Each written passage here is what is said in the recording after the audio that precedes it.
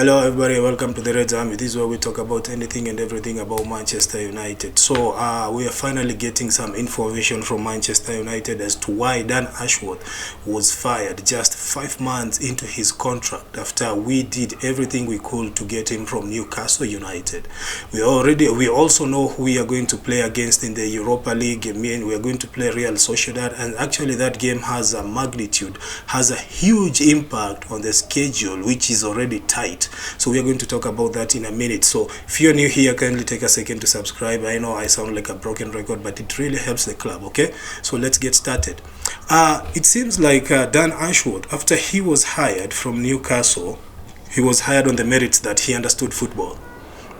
But 5 months into his contract, Ineos finally realized that he might not be the right guy for the job, because they realized that he's more critic of the club. He's pointing out to more. He's more into pointing problems than actually giving out any ideas on how to solve this problem. He's more on criticism than producing any viable solution. So it got to a point where Ineos realized that this might not be the guy to take us to the next step, because it seems like his suggestions, especially when we were looking to replace Ten Hag, he was suggesting managers who are a bit conservative, and Ineos felt like they are not going in the same direction with Dan Ashworth, and they felt like it was actually the right time to part ways before things got more complicated along the way. So they haven't hired any replacement, and the CEO is the one who is taking on more responsibilities. So let's see how they're going to solve that. Omar Barreda has decided to handle more about the technical more of the tasks, and the technical director Jason Wilcox is seen as a viable option along the line. Maybe they will appoint him. We don't know. Nobody's talking, but we finally know why Dan Ashworth had to go. He had to go because his ideas and Ineos ideas were not at par, were not at the same level, and Ineos felt like it was time to bring in more people who are focused on where we are going. Okay, so what now? That leaves Manchester United in a crisis on and off the field, because our players are not performing as they should be performing, and it seems like we have more problems in the back room and in the management position than we thought. Okay, so there was a plan that Ineos released a few days ago. I have covered that in another video, a 10-year plan where they want to see how we can improve the club within 10 years, which includes massive squad overhaul. This means that we are going to see more players coming in and more players leaving. I mean, if this is true, if this idea or this plan that they have, if it's true, if it's to be believable, then I think that will be a very solid idea. And I don't know why they took this long to actually reveal the idea and the plan to us. They should have done this a very long time ago, and the Man United fans will not be going through the chaotic time we are going through. This is a very hard time to be a Manchester United fan, but all in all, at least there is some information coming from the management, and this is a good sign. This is a positive sign. So about the schedule, I have seen that we are playing Real Sociedad. First of all, we are playing Real Sociedad, and it's not going to be an easy game. I have talked about these upcoming game that we are going to be playing. This game that we are going to be playing next against Everton. Sorry about that. I was watching Mark Goldbridge, but it's okay. So we're having a game against Everton, and it's going to be a very tough game, to be honest with you. It's going to be a very tough game for Manchester United, especially right now that our squad is ravaged by injuries. We are low on morale. I mean, we are not playing any good football right now. It's going to be, we are ripe for picking for Everton. Everton are actually doing better than Manchester United right now. They are playing impressive football. They are trying to creep out of the relegation zone. They are trying to remain in the Premier League, and I cannot say the same thing about Manchester United. It seems like we are competing for relegation. I don't know why, but this game against Everton, the early kickoff on Saturday against Everton is not going to be an easy game. It's going to be a tough game, and Everton are actually going to cause us all sorts of problems. But you don't know about Manchester United. I mean, sometimes we have a way of surprising people. Look at what we did to Arsenal in the FA Cup after we eliminated them. Look at what we did to Liverpool, still eliminating them. Look at what we did to Manchester City. We surprised people. But this is a different story because Everton are not on the same magnitude as Arsenal. There is something that really clicks in Manchester United players whenever they are facing these huge clubs like Manchester City and Arsenal and Liverpool. I don't know why, but they usually have a drive. They usually focus more on performing and they're playing as a unit.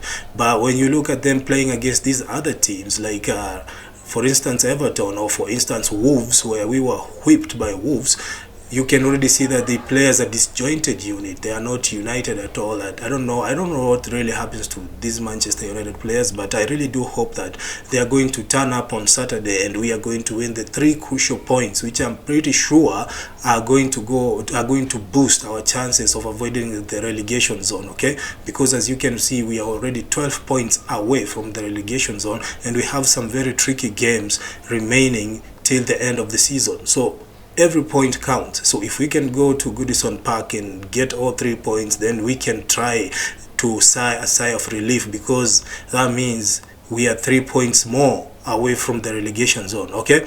But if we go there and we blunder, as we have already seen in other games where Manchester United have an upper hand but they blunder and then we end up losing that game, it's going to come back and bite us in our behind, because those are 3 points gone, 3 points that we could have won. Now we are running, or we are trying to sprint uphill.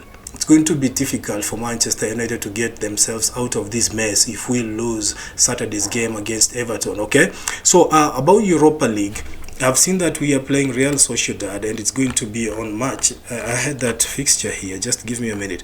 But based on what I know, Real Sociedad are not also an easy target, because these people play good football. I was watching some of their highlights and I can already tell you that they are playing really good football.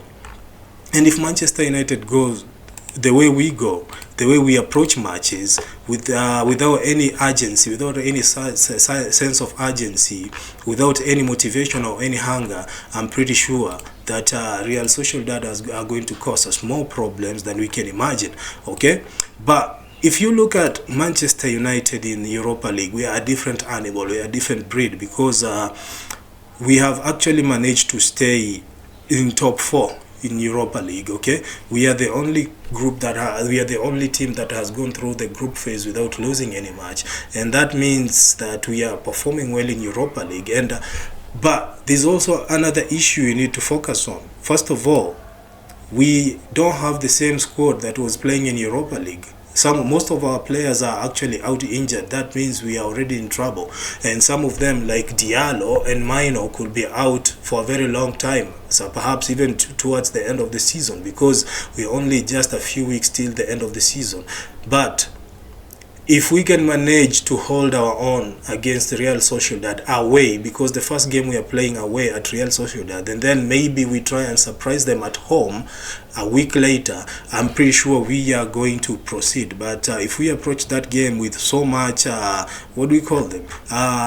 Anxiety, like Ruben Amorim said, that Manchester United players are anxious, then it's a guarantee that we are also out of the Europa League. Let me know your thoughts about that game. Do you think we are going to win that game, or we are going to lose it? Personally, I think if Man United put up a good performance, we're going to win that game, okay? We might hold them to a draw at their place, okay? 1-1 draw, and then we come to Man United to Old Trafford and then we try and surprise them and win 1-0, okay? Then I think that will be mission accomplished. But again, we have to wait and see, because this Manchester United team, man, this team is just something different. They surprise you. When you expect them to lose, they win. When you expect them to win, they lose. I don't know what's wrong with them. I don't know what's going through their heads. But basically, that's everything. And then the Real Sociedad game is going to be very crucial, because we are playing Real Sociedad on Thursday. Then on Sunday, we are going to play Arsenal. We are going to host Arsenal at Old Trafford, okay?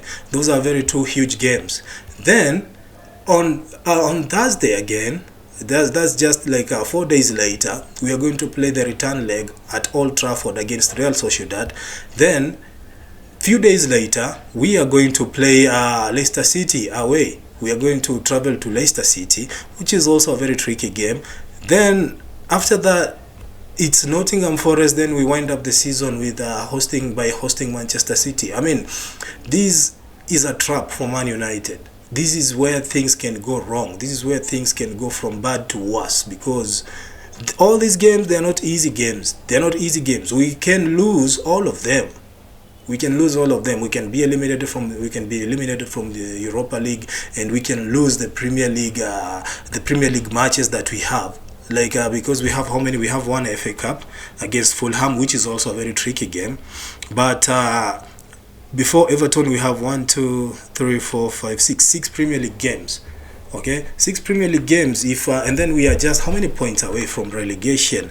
I think we are 12 points away from relegation, if I'm not wrong. Let's see, we are 15th, we have 29 points, and then Ipswich City have 17 points. So that's 12 points difference, and those are just 4 games. And out of those 4 games, we have seen that we have against Arsenal, against Ipswich, against Everton. Okay, against Ipswich, maybe we can surprise them, we can win that. Against Everton, maybe that's a tricky game.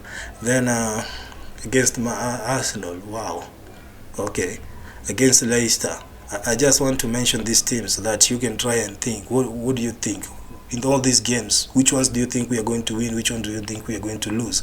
We have a game against Nottingham Forest, and then we wind up the season hosting Manchester City. I mean, if you can listen to these teams, you can already know that it's not going to be an easy game. This is going to be a very tough. Actually, this is going to be a very tough period for Manchester United. This is a make or break period for Manchester United. Today, if we pull our success, we might remain in the Premier League and maybe even go further in Europa League. But if we blunder, then we are going to be eliminated from Europa League, and we will now be in a serious threat to be relegated and playing championship football next season. Let me know your thoughts. Do you think Man United will be relegated? Do you think we are going to play championship football next season? Let me know your thoughts in the comment section. So that's everything, guys, for this video. Let me know what you think about the video. Do you have any ideas that you would love me to cover? Let's communicate in the comment section. Please, if you are new here, kindly take a second to subscribe. It only takes a second for you. It means a lot to us. I'll see you in the next video. Take care.